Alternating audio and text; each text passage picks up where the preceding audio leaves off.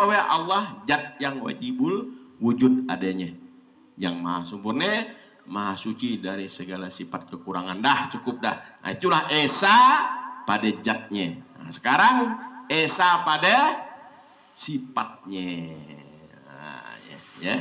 Bagaimana nih caranya nih untuk memahamkannya ini bagaimana?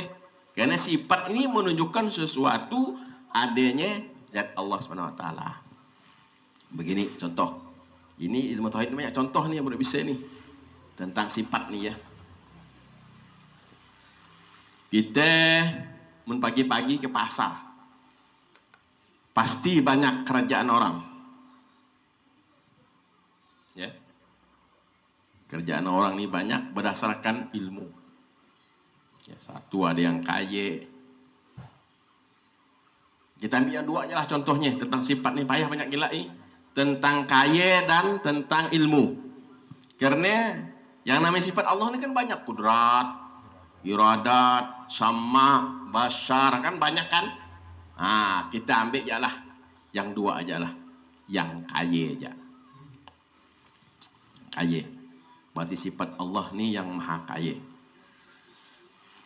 Begini contohnya.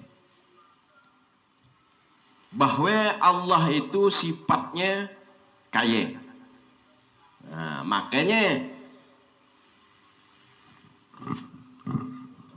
ini dia nih. Udah kredit nampaknya. Nah, ini jalan. Ya. Bahwa Allah ini sifatnya kaya. Nah, seperti ini memahaminya ya.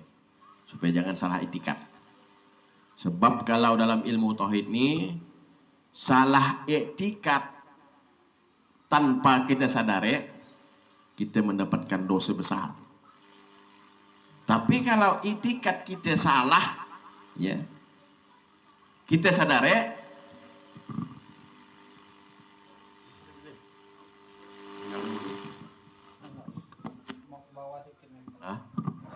ya, ulang sedikit ya.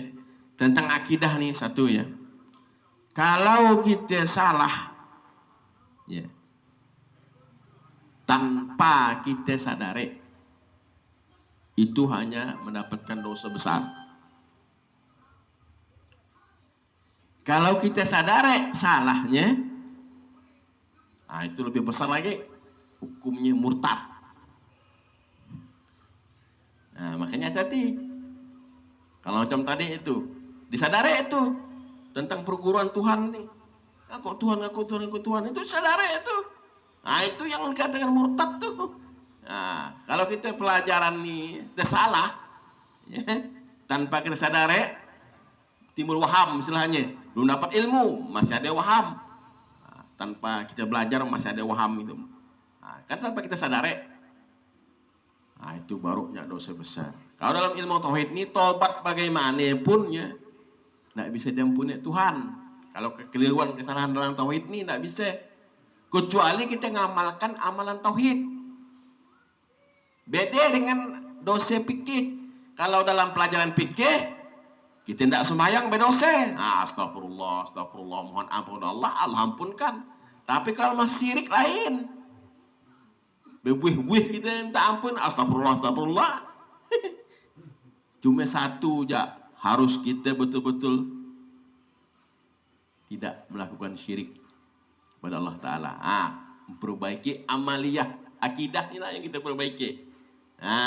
Kalau kita perbaiki akidah kita, hendaklah kita baru Tuhan berikan ampunan. Ya, beda ya, beda. Makanya intinya tadi seperti itu. Kalau suatu kekeliruan dalam akidah itu yang kita sengaja, kita mendapatkan dosa besar. Tapi kalau kekeliruannya kita sadari, itu lebih besar lagi, yaitu dihukumkan murtad. Ya. Cuma itulah sekarang ini macam-macam ya. Kita ngaji yang gini-gini dikabarkan bu nak kulit. Karena dia dah ngajar jam 2 malam, 4 mati bisik-bisik malam ngomongkan Tuhan boleh. Bahkan kata Pak Usu, cecak dengarnya pun nanti surga. Jadi kita ni kawakan kulit. Tak boleh ya. Karena ni namanya syariat ini ya. Itunya jahirnya Rasulullah. Kalau kita menghinakan syariat ni, mengentengkan syariat ni, sama enggak kita menghina Rasulullah. Sedangkan syafaat yang kita nak tunggu-tunggu tu syafaat Rasulullah. Nak masuk surga pun nanti mendapatkan syafaat Rasulullah, karena Rasulullah yang megang kunci. Lalu kita mengatakan, kita pelajaran kulit masih katanya. Jangan. Ya, hati-hati ya. Bisa durhaka dengan Allah, durhaka dengan Rasul kita jadinya. Contoh begini. Kalau kita nemukan gulai pasir ke jalan. Mau nak kita nak ngambilnya, nak jadikannya gula kopi. Karena tak berkulit. Ambillah. Durian yang manis sekali itu. Ketika berceceran dekat jalan tu, ambillah makan. Islam pun demikian. Kalau ilmu yang kita pelajari ni, ilmu akidah ini, ketika kita ngajinya, alhamdulillah, masya Allah. Oh, itu pahamannya. Tegak lehorlah. Macam ditahannya langsung. Usah ada ngomongkan lagi. Kalau dah paham tu, tak perlu pandai sana pandai sini. Kalau masih pandai itu belum paham berarti. Bagaimana mah kalau kita pengajian ni kita pandai betul? Ini namanya belajar. Kalau kita diaman semuanya macam mana? Dapat tak ilmu? Makanya dipandirkanlah ilmu tauhid. Tapi kan kalau udah diajarkan di sini, paham tentang zat Allah tadi. Tidak ada bentuk rupa. Tidak perlu lagi pandai lagi, tidak perlu. Ditelannya macam telan dia. Gitu udah. Tidak usah lagi nak diingat-ingat lagi dah. Usah lagi dicari-cari gitu. Itu ilmu tauhid. Kalau kita keluarkan ilmu tauhid, dah, nanti ada langit, pasti ada langit lagi. Akhirnya berdebat. Ilmu tauhid untuk dipahami, untuk disimpan dalam hati. Diyakini, diamalkan dalam hati. Bukan dipandir-pandirkan di warung, bukan dipandir-pandirkan di kaki lima, bukan. Bukan dikeluar-keluarkan, ditelan macam nelan liur aja. Kecuali belum paham, nanya lah betul sama guru. Boleh dikeluarkan. Paham kan? Tentang esa pada zat, esa pada sifat. Pada sifat tadi belum. Bahwa kita ni esa pada sifat ini mengakui ya, bahwa contohnya begini. Kalau ada orang kaya itu kan sifat Allah.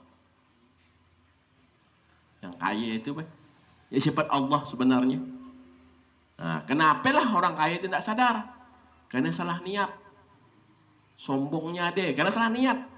Niatnya apalah? Orang kaya ni biasa niat mencari duit tu bukan niat nak kaya. Kata orang dalam kitab tu, makanya kalau nak mencari kerajaan yang sifatnya nak kaya itu, jangan niat nak kaya. Niat aja nak cari kekayaan Tuhan. Ibadah tu bahasa fikih. Kalau bahasa tauhid ini niat nak mencari kekayaan Tuhan. Jadi ketika kita tahu tentang niat dah kayakan Tuhan, berarti kan niat tadi betul niatnya nak cari kekayaan Tuhan. Kita tahu ngerti, ini milik Tuhan. Ini kekayaan Tuhan. Sehingga tak timbul rasa sombong. Kita tak ada rasa memiliki harta itu punya kita. Cuma hanya titipan. Ini. Nampak kan berbilang-bilang. Tadi sifat kaya tadi itu. Pak Usu ada kekayaannya. Beras berkilo-kilo. Dapat setahun kan. Bertonton kali dia. Bang Mimin duitnya banyak jual sate. Ini tukang ketuk apa. Itu kekayaan Tuhan semua. Nampaknya beda-beda. Ada banyak, ada sedikit. Tapi itu semuanya sifat Tuhan. Tuhanlah yang maha kaya. Jadi kita disuruh lihat seperti itu. Yakinkan betul kita. Kalau kita seandainya kaya, diberi oleh Allah Ta'ala kekayaan. Dengan niat kita tadi nak melihat kekayaan Tuhan, nak mencari kekayaan Tuhan, tidak timbul sombong kita. Tapi kalau orang niat berdagang, ini berdagang kayak ni, niatnya nak mencari kaya, salah tu min. Hati-hati. Seandainya 20 tahun kau dikayakan Tuhan, niat, aku ni nak berdagang, nak kaya supaya kaya. Sekali 20 tahun kata guru, baru kaya, selama 20 tahun tu berdosa. Kerana niatnya bukan nak cari kekayaan Tuhan. Nanti timbul sombong, udah pasti itu. Karena merasa dia punya harta, merasa keringat dia, jerih payah dia. Nah, nanti akhirnya sama dengan kurun. Nah, ini tentang contoh bahwa Allah esa pada sifatnya. Nah, contoh ilmu lagi. Ilmu itu kan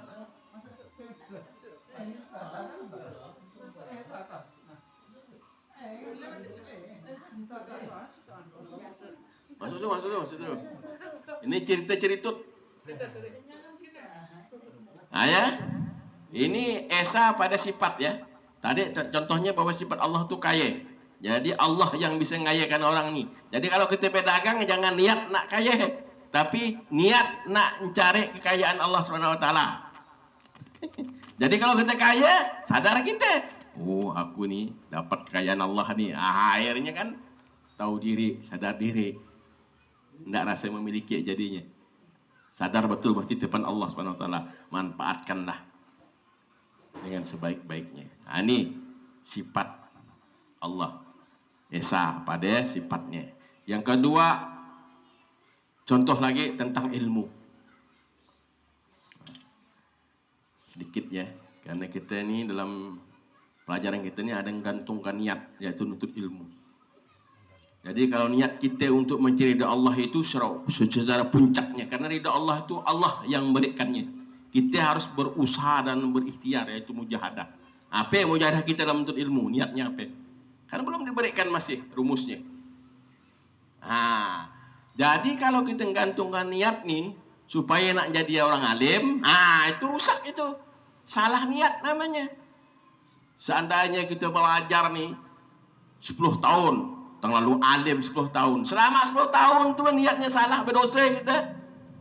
Karena nak jadi orang alim. Memang ada kebaikan, tapi dalam kebaikan itu ada keburukan karena ada sifat syirik kita kepada Allah Ta'ala. Ya kan? Sifat ujub ada, sifat sombong ada kan? Merasa alim. Padahal yang alim itu hanya sifat Allah. Nah, jadi kalau kita niat untuk ilmu itu ingin mencari apa? Ilmunya Allah. Nak melihat kealiman Allah. Ketika kita dialimkan Allah, pandai kita baca kitab, pandai kita memahami tauhid, sadar betul kita, inilah ilmunya Allah. Kalau makhluk, apa kan bodoh. Makhluk ni tak tahu apa-apa, pintar dipintarkan, ya kan? Kaya dikayakan. Ini contoh. Berarti walaupun kita pandang tadi itu, kita lihat dalam sehari-hari itu ya, adanya orang yang alim sebulan, ya. Sifat alim, sifat ilmu, sifat Allah itu, disitulah yang kita pandang itu adalah sifatnya Allah yang alimnya itu. Karena pada zahirnya hamba itu, makhluk itu adalah bodoh. Jadi yang kita lihat hanya sifat, sifat alimnya Allah SWT. Berarti bahwa Allah itu esa satu-satunya hanya pada sifat. Paham kan sifat? Karena menunjukkan adanya zat. Ya, ini contoh dua tadi. Itulah maksudnya bahwa esa pada zat sudah kita pahami, esa pada sifat sudah kita pahami. Yang ketiga terakhir adalah esa pada perbuatan. Karena dalam keyakinan kita dalam ilmu sifat 20 ini, bahwa yang ada di alam dunia ini selain Allah SWT ini, yang ada hanya perbuatan Allah. Mutlak itu dalam akidah itu ya. Mutlak. Contohnya begini untuk mendekat paham ya. Jadi supaya ini yang perlu ini pemahamannya. Contoh begini. Kalau udah kita ke pasar, banyak yang dikerjakan orang di pasar itu.